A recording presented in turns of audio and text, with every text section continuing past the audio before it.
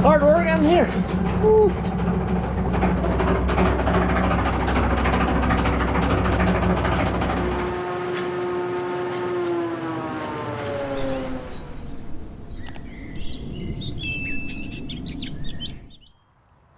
Well, everybody, we're in Scotland. That's about as much information as I know. I know we're near Dundee at the minute, and joined with William. And William's going to talk to us a little bit about their business and what exactly it is they do. I'm quite sure his body warmer's giving it away. William, thanks for having us over. Thanks, Gareth. I'm William Ski from ScanStone, and we're out here seeing a local customer's PATRIOT RT 1700. When I think of ScanStone, I think automatically of de-stoner.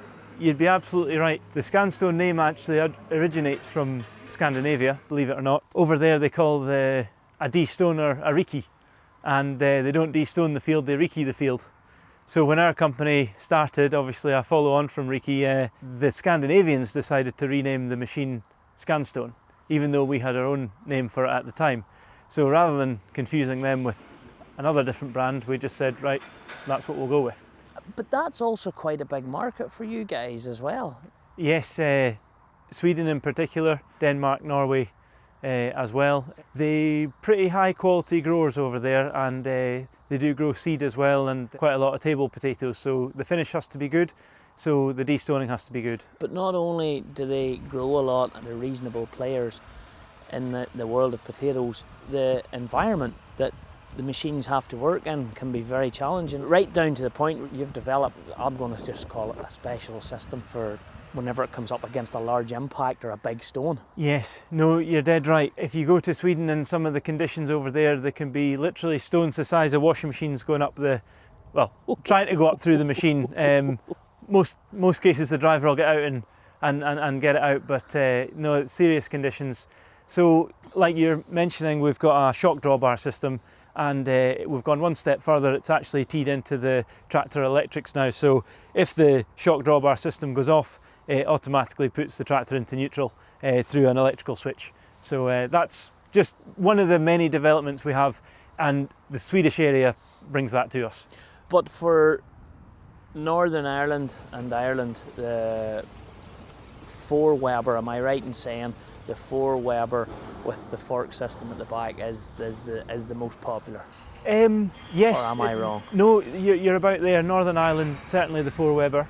And I mean, you may think this is cold, but you guys are wet, so yeah. it's horses for courses, and we're starting to put the Star machine into the Republic of Ireland as well, where the ground can be grassy and stony, but you can be lay ground and stuff like that, and it being wet, the Star machine does work quite well. Now, what do you mean south. when you say Star machine?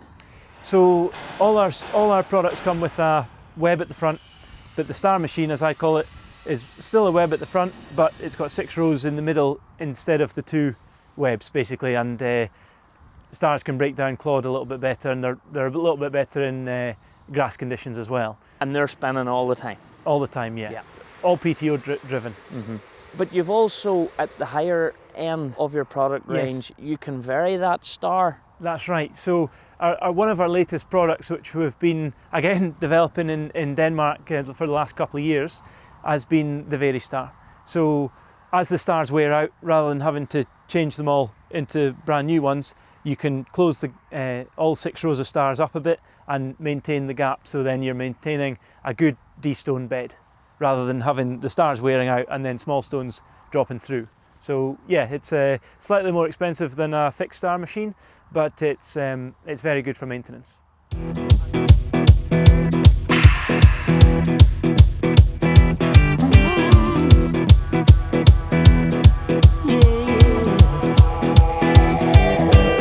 Out in stormy weather, I might have the blues, but nothing ever stopped me from dusting off my shoes. You might think and see me falling to the ground, but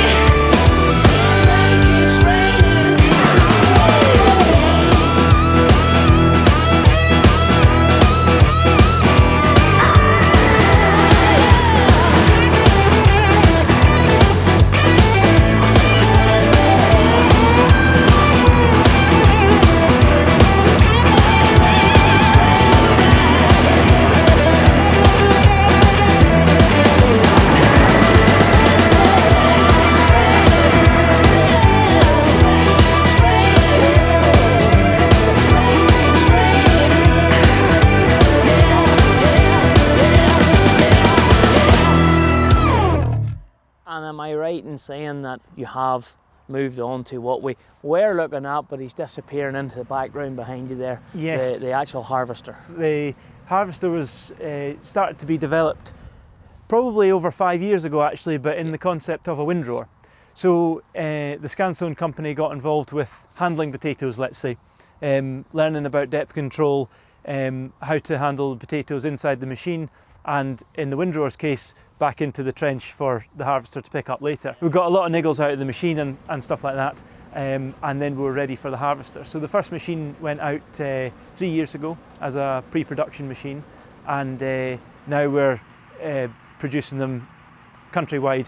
And that's somewhere you personally see a good future market in? Absolutely. Is the harvesting? Yeah, absolutely. I mean, we work hard on the destoners and we like to get all the deals we can.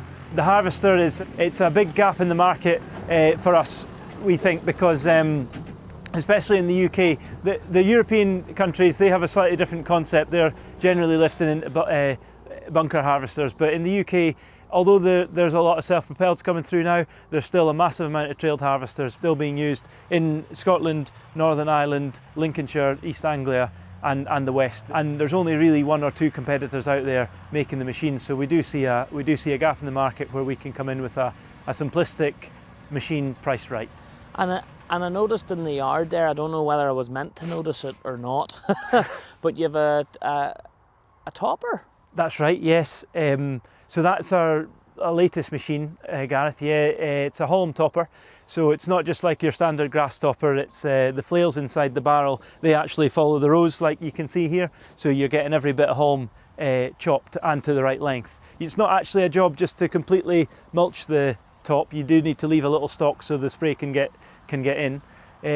But yeah, we've made 2 this year, and they're sold in Scotland and England. Also, I noticed when we were at the factory, you must be planning on moving forward because there was diggers and there was builders, there was Yes. work, there was work continuing, and it's lovely to see. By the way, it's great to see local industry pushing on, especially in the agriculture world. But I'm assuming there's some form of an expansion or Yeah, that's right. And we put up a building, a new assembly hall, a couple of years ago, and now I wouldn't say we've totally outgrown it, but we have outgrown the fabrication side. So the new building is basically 6 bays with first floor mezzanine for canteen and training facilities, and then paint drying and a workshop. So we're going to be able to get all the refurbishment work and customer service work out of the main assembly, which is going to be great because it stops any hydraulic contamination, which can be a real issue if you do get that. That is something that you guys do as well.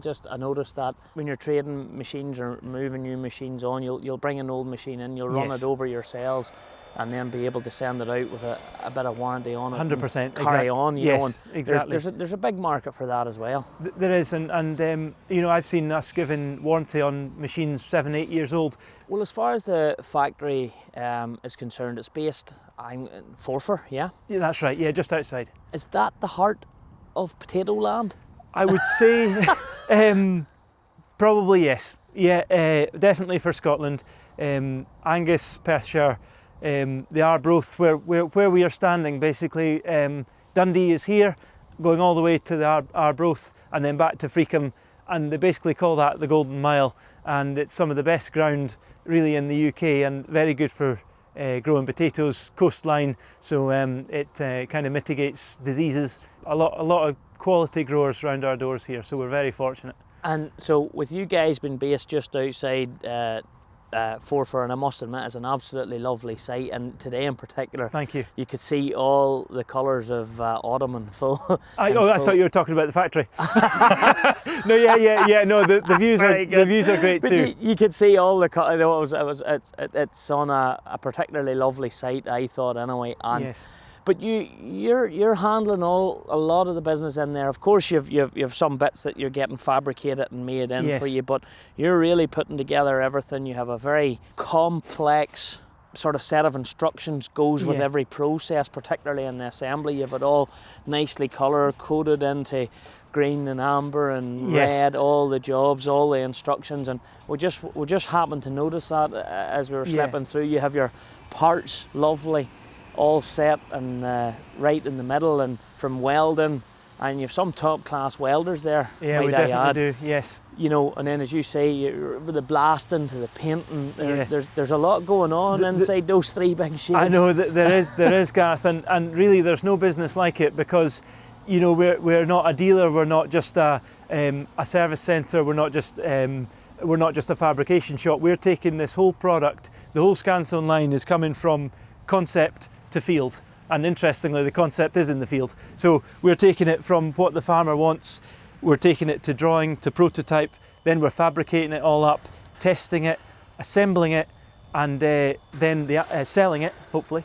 Then we've got the after sales and the service. So really it's going full cycle. It's going full cycle, and we've got our own in-house sales guys, and we're even doing the haulage now as well, which you know, in the UK. So we really are in control of the whole process, which is nice. But that's a nice thing. I think there's something about if someone buys a machine and you're hauling that machine out, and it's your own vehicle, in your own livery, turning up. There's something 100%. Nice about that. Yeah, no, it's the buying experience really as well. So the customer can have absolute confidence really. They're buying from the manufacturer. Yes, he gets the control box, instruction book, a couple of clothing garments. I wouldn't quite say we've got the range of GRASSMEN, but we've got a couple of jackets and hats, so keep them right. So is it very much a family business? It is, Gareth. Yeah. So there's younger sister Alison. She looks after all the export sales and other bits and pieces. She's got Harper Adams background. Did engineering there and stuff, so she knows the products, and she looks after the export dealer market really well, and it's a very important part of our company, you know. And father, he's retired now really, so well, basically, so he comes and goes, and he knows what's going on, and he's always there, thankfully, to, you know, you can run things by him and have a quick fight, and then, you know, this is the year of 2020, and obviously we've had our issues with the coronavirus, and obviously we're on the eve of I'm going to say the completion of Brexit. There's an awful lot of uncertainty floating about. There is. How have you as a business managed to cope with, because I mean, as we speak, we still don't know what's going to happen with regards, is there going to be tariffs, or there not going to be tariffs? Does it worry you, or do you just get on with it?